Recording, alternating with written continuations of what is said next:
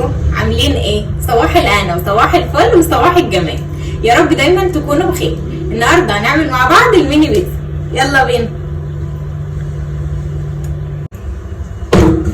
عايزه اقول لكم ان انا كل ده مفكره ان انا بصور وطلعت ما بصورش اي حاجه، يعني حركه عبيطه قوي. انا خلاص عملت العجينه بتاعتي بتكون بالمنظر ده كده، بتكون طريه قوي قوي وبتلزق بس خفيف، يعني بتلزق في الصوابع خفيف قوي.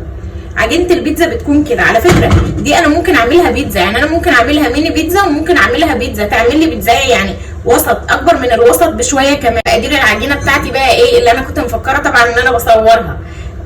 كوبايتين دقيق، كوبايتين الدقيق حطيت لهم معلقتين زيت ومعلقه كبيره مايونيز ومعلقه كبيره لبن بودره ومعلقه سكر ومعلقه خميره، بس معلقه السكر ومعلقه الخميره مش مليانين قوي، وبحطهم في الاول في ميه دافيه. يعني انا بحط معلقه السكر وعليها معلقه الخميره وبحطهم في ميه دافيه، وبعدين بقلب السكر بدوبه كويس وبسيبه شويه. اول لما بلاقي الخميره عملت فقاقيع على الوش يبقى الخميره كده اكتف وتمام وشغاله، هشتغل بيها عادي. هسيبها قد ايه؟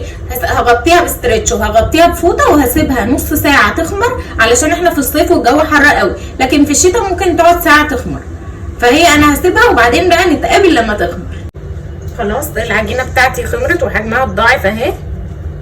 هبدا بقى ان انا اشكلها في الصينيه بتاعتي،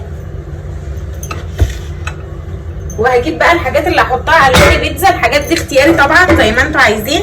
ممكن انا هحط موتزاريلا وهحط رومي وهحط خضار وهحط صلصه زي ما هو عايز. عايزين تحطوا عليها هوت دوج، عايزين تحطوا عليها لحمه مفرومه، عايزين تحطوا عليها سجق، عايزين تحطوا عليها زي ما تحبوا. بس انا النهارده هعملها ساده، هعملها بالجبن بس، علشان انا اصلا مش عايزه اعملها. يعني انا لولا ان ابني فرض عليا ان انا اعملها مش هعملها، انا مغصوبه ان انا اعملها. اخلص بقى الكميه كلها بالمنظر ده. هاخد بقى واحده واحده وافردها بالمنظر ده كده.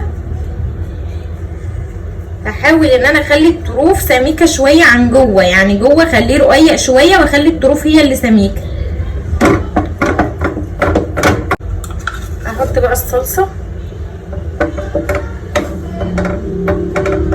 مش لاقيه الفرشه بتاعتي، مش عارفه راحت فين. هحط بقى شويه موتزاريلا